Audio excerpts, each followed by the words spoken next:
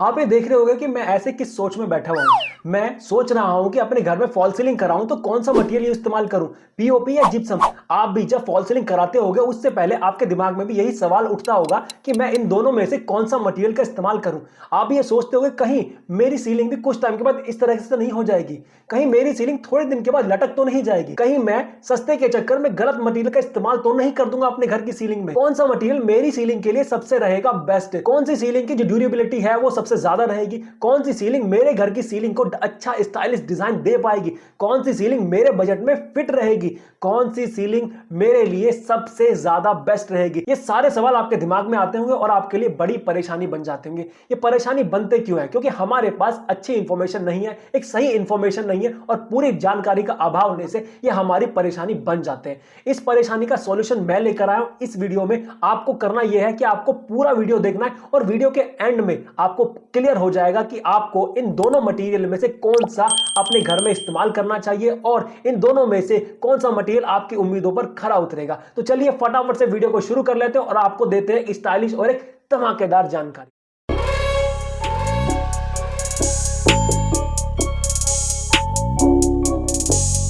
नमस्कार दोस्तों, मैं नितिन आपका स्वागत करता हूं आपके प्यारे चैनल घर बनाओ में। आज हम बात करने वाले हैं कि आपकी फॉल सीलिंग के लिए कौन सा मटेरियल सबसे सही रहेगा, पीओपी या फिर जिप्सम। आज हम बात करेंगे, इसमें 10 पॉइंट्स को कंपैरिजन करेंगे और इन 10 पॉइंट के बाद आपको ये समझ में आ जाएगा कि कौन सी फॉल सीलिंग आपके घर के लिए सही रहेगी। आपको क्या करना है, ये 10 के 10 पॉइंट देखने, कोई भी पॉइंट मिस नहीं करना है और एंड में आपको मिल जाएगा आपके सारे सवालों का जवाब। तो चलिए शुरू करते हैं और ये जानते हैं कि पीओपी और जिप्सम होता क्या है। देखिए, अगर यही पॉइंट आप ध्यान से सुनेंगे तो आपको काफी सारा चीज समझ में आ जाएगी, किसकी लाइफ ज्यादा रहने वाली है, कौन किस तरीके से रहेगा। तो स्टार्ट करते हैं, पहला पॉइंट लेते हैं कि पीओपी होता क्या है। देखिए, पीओपी जो है वो प्लास्टर ऑफ पेरिस कहलाता है। ये एक पाउडर फॉर्म में आता है। इस तरह के बैग्स आपको देखने को मिलेंगे मार्केट में। इसका इस्तेमाल किया जाता है, पाउडर और पानी को एक मिक्स किया जाता है और एक मिक्सचर तैयार करके इसको हार्ड किया जाता है और हार्ड करने के बाद इसको पेस्ट को हम इस्तेमाल करते हैं अपनी सीलिंग में। तो ये था हमारा पीओपी। दूसरी तरफ हम जिप्सम की बात करें तो जिप्सम जो है वो बोर्ड फॉर्म में आता है, एक शीट फॉर्म में आता है। इसे हम ड्राई वॉल या प्लास्टर बोर्ड के नाम से भी जानते हैं। इसे तैयार किया जाता है एक सैंडविच फॉर्म में। एक ऊपर एक कागज लगाया जाता है, नीचे एक मोटा कागज लगाया जाता है, दोनों के बीच में जिप्सम को भरा जाता है और एक बोर्ड को तैयार किया जाता है। जो इसका साइज है वो रहता है 4x6 का। ये एक स्टैंडर्ड साइज है और इसकी जो थिकनेस है जो हमें यूज की जाती है, स्टैंडर्डली यूज की जाती है, वो होती है 12.5 mm की। तो ये था हमारा पीओपी और जिप्सम के बीच में एक बेसिक जानकारी। तो यहीं से समझ में आया होगा आपको कि दोनों मटेरियल में कितना ज्यादा डिफरेंस है। अब चलते हैं अपने पॉइंट नंबर 2 की तरफ, इंस्टॉलेशन प्रोसेस। अब देखते हैं कि इन दोनों का इंस्टॉलेशन प्रोसेस कैसा होता है। सबसे पहले बात करते हैं हम पीओपी की। तो पीओपी सीलिंग बनाने का जो तरीका होता है वो होता है, हम एक फ्रेमवर्क तैयार करते हैं। फ्रेमवर्क तैयार करने के कुछ एलिमेंट्स हैं जिसका हम इस्तेमाल करते हैं, जैसे कि हमारा सी चैनल, जैसे हमारा main channel, fastener, screw, L पत्ती, इन सभी का इस्तेमाल करके हम अपना फ्रेमवर्क बनाते हैं। और फ्रेमवर्क के बाद हम चिकन मैश या जो मुर्गा जाली जिसे कहते हैं उसका इस्तेमाल करते हैं और उसके ऊपर हम पीओपी का जो पेस्ट बनाया गया है पानी के साथ उसका इस्तेमाल करके अपनी फॉल सीलिंग को डिजाइन देते हैं। जो पीओपी फॉल सीलिंग का इंस्टॉलेशन प्रोसेस है वो थोड़ा सा टफ रहता है, इसीलिए आपको जरूरत पड़ेगी आपको स्किल्ड लेबर की। दूसरी तरफ बात करें हम जिप्सम की, तो जिप्सम फॉल सीलिंग बनाने का जो तरीका है वो भी लगभग सेम रहता है। इसी तरीके का एक फ्रेमवर्क तैयार किया जाता है जिसमें हम जीआई एलिमेंट्स का इस्तेमाल करते हैं, गैल्वेनाइज्ड आयरन का इस्तेमाल करते हैं, पर इसके ऊपर हम चिकन मैश का इस्तेमाल नहीं करते हैं। उसकी जगह पर बोर्ड को कटिंग किया जाता है, उसके अलग अलग साइज में जैसा आपका डिजाइन है वैसा ही बोर्ड कट किया जाएगा और स्क्रू से आपके फ्रेमवर्क में उसको टाइट कर दिया जाता है। बट यहां पर क्या होगा कि आपको जगह जगह पर काफी सारे जॉइंट्स देखने को मिलेंगे। उन जॉइंट्स को भरने के लिए एक जॉइंटिंग कंपाउंड का इस्तेमाल किया जाता है जिससे कि वो जो जॉइंट्स हैं वो भरे जा सके। यहां पर आप सेमी स्किल्ड लेबर से भी काम चला सकते हैं, यहां पर इतनी स्किल्ड लेबर की जरूरत नहीं पड़ती है। जो इसका इंस्टॉलेशन प्रोसेस है वो काफी ज्यादा आसान होता है पीओपी की फॉल सीलिंग के कंपैरिजन में। Point number 3, design versatile. आपको इन दोनों में डिजाइन में किस में वैरायटी मिल जाती है। पहले बात करते हैं पीओपी की। तो पीओपी उसके अंदर आपको अनलिमिटेड डिजाइन मिल जाते हैं। आप किसी तरह का कोई शेप बना सकते हैं, किसी तरह कोई डोम बना सकते हैं, मोल्डिंग बना सकते हैं, कॉर्निस बना सकते हैं, आप कोई भी कस्टमाइज डिजाइन बना सकते हैं। क्योंकि जो पीओपी मटेरियल है उसका आप किसी भी तरीके से आप इस्तेमाल कर सकते हैं। आपको करना यह होता है कि आपका जो सीलिंग का डिजाइन है आप उसको फ्रेमवर्क वैसा लगाइए और उसके ऊपर जाली फिट कीजिए। जाली फिट करने के बाद आप पेस्ट को लगा दीजिए, तो आप किसी भी फॉर्म में आप पीओपी का इस्तेमाल कर सकते हैं। दूसरी तरफ बात करें जिप्सम की, तो जिप्सम में काफी लिमिटेशन हो जाती है डिजाइन को लेकर। इसके अंदर आप स्ट्रेट पैटर्न ही ले सकते हैं, कोई जो सीधे डिजाइन है, जो कोई सिंपल डिजाइन है, वहां पर आप जिप्सम का इस्तेमाल कर सकते हैं, क्योंकि जिप्सम को हम किसी तरह से बेंड नहीं कर सकते। अगर बेंड करेंगे तो ये टूट जाएगा। किसी तरह कर्व फॉर्म में नहीं ले सकते। हाँ, आप काट कर, आपको मान लीजिए गोल काटना है तो गोल काट सकते हैं, किसी तरह कर्व काटना है कर्व काट सकते हैं, बट आप इसको किसी भी और फॉर्म में, इस तरह की कोई आर्क फॉर्म में या कि कॉर्निस बनाने में इस्तेमाल नहीं कर सकते। तो यहां पर आपको लिमिटेशन काफी ज्यादा मिल जाती है। तो डिजाइन की बात करें तो पीओपी काफी ज्यादा अच्छा माना जाता है डिजाइन वैरायटी के तौर पर। Point number 4, convenient and time consumption.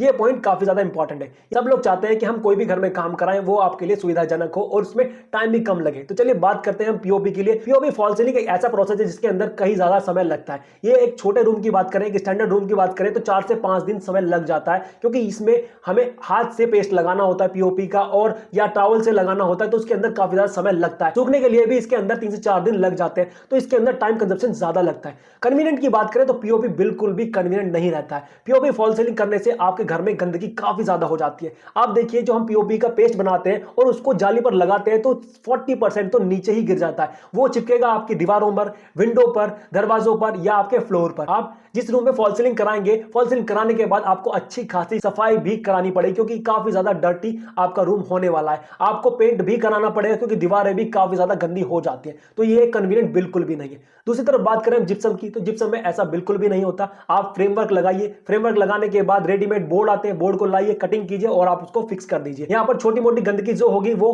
Board को काटने में ही होती है, इसके अलावा कोई गंदगी देखने को नहीं मिलती है। ये काफी ज्यादा कन्वीनियंट हो जाता है। टाइम कंजप्शन की बात करें तो जहां पर हमें पीओपी करने में 4 से 5 दिन लग रहे थे, यहां पर आपको 2 से 3 दिन ही लगेंगे, मतलब लगभग आधा टाइम आपको लगने वाला है। यहां पर आपको सूखने के लिए भी कोई दिक्कत नहीं है। आपको करना यह है, आप बोर्ड लगाएंगे, बोर्ड लगाने के बाद जो जॉइंट्स होते हैं, जॉइंट्स को भरना है, जॉइंटिंग कंपाउंड को सूखने देना है, बस आपकी फॉल सीलिंग तैयार हो जाती है। तो यहां पर आपको टाइम भी कम लगता है। इन दोनों में कंपैरिजन करें तो जो हमारा जिप्सम है वो कन्वीनियंट भी है और टाइम कंजप्शन भी काफी कम हो जाता है। Point number 5, durability. इन दोनों में से किसकी लाइफ ज्यादा रहने वाली है? देखिए, यहां पर काफी सारे लोगों के अलग अलग ओपिनियन हो सकते हैं, बट जो हमारा ओपिनियन है वो मैं आपको शेयर करता हूं। जो हमारे एक्सपीरियंस से मैं आपको ये चीज बताना चाहता हूं।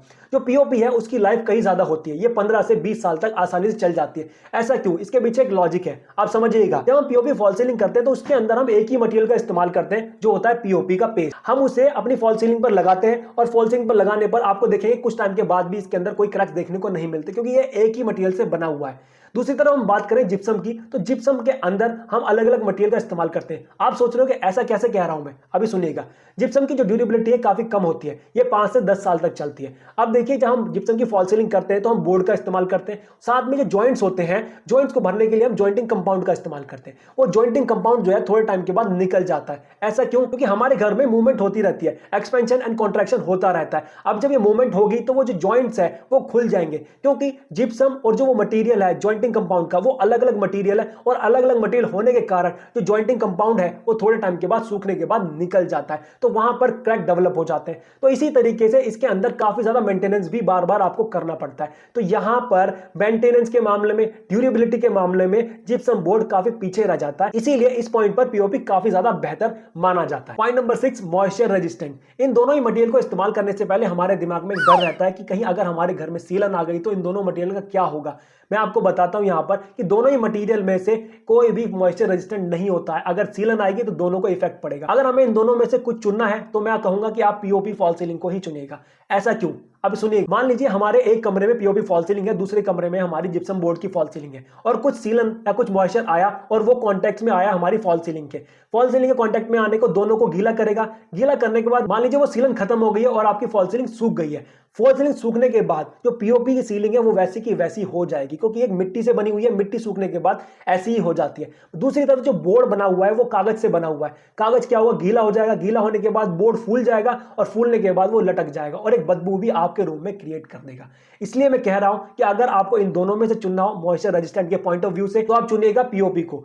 यहां पर एक और सवाल आता है कि हम पीओपी या जिप्सम को इस्तेमाल कर सकते हैं अपने किचन या बाथरूम में। आप बेझिझक इस्तेमाल कर सकते हैं पीओपी को, आप कहीं पर भी इस्तेमाल कीजिए, कोई दिक्कत नहीं आती है। मेरे घर में खुद से कई सालों से पीओपी की फॉल सीलिंग बाथरूम में हो रखी है, किचन में हो रखी है, कोई दिक्कत उसमें देखने को नहीं मिली। Point number 7, wet. इन दोनों फॉल सीलिंग में से किस में ज्यादा वेट होता है? देखिए, जो पीओपी फॉल सीलिंग है वो आपकी मेन सीलिंग पर ज्यादा लोड डालती है comparatively gypsum board false ceiling. Gypsum board false ceiling जो है 20 से 30% लाइटर होती है पीओपी फॉल सीलिंग के comparison. Point number 8, thermal insulation. अब आप ये सोचते होंगे कि इन दोनों ही मटेरियल में से कौन सा मटेरियल हमारे घर को ज्यादा ठंडा करेगा। देखिए, दोनों ही काफी अच्छे थर्मल इंसुलेशन है, क्योंकि दोनों ही जिप्सम से ही बने हुए मटेरियल से बने हुए होते हैं। बट इन दोनों में से चुनना हो एक को, तो मैं कहूंगा आप पीओपी की तरफ जाइएगा। पीओपी ज्यादा बेहतर रिजल्ट आपको जिप्सम बोर्ड फॉल सीलिंग से देगा। Point number 9, finishing. देखिए, पीओपी और जिप्सम में कौन से में आपको स्मूदर फिनिश मिल जाती है। मैं कहूंगा कि पीओपी कहीं ज्यादा स्मूथ फिनिश आपको दे सकती है। आप कोई भी डिजाइन, कोई भी कर्व या किसी तरह का कोई एजेस बनाना चाहते हैं तो वो आपको काफी ज्यादा स्मूदर मिल जाएगा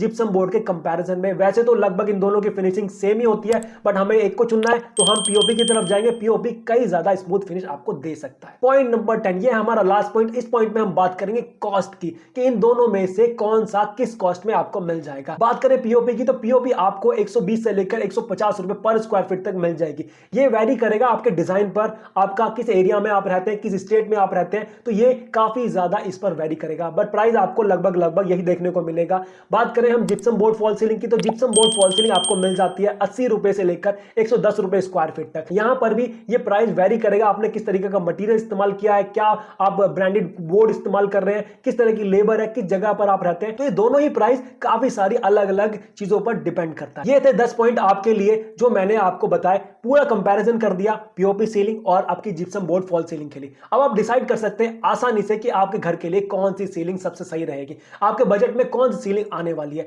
मैं आपको कहना चाहूंगा कि अगर आप घर में करना चाहते हैं तो आप पीओपी फॉल सीलिंग की तरफ जाइए, ये काफी ज्यादा फायदे आपको देगी।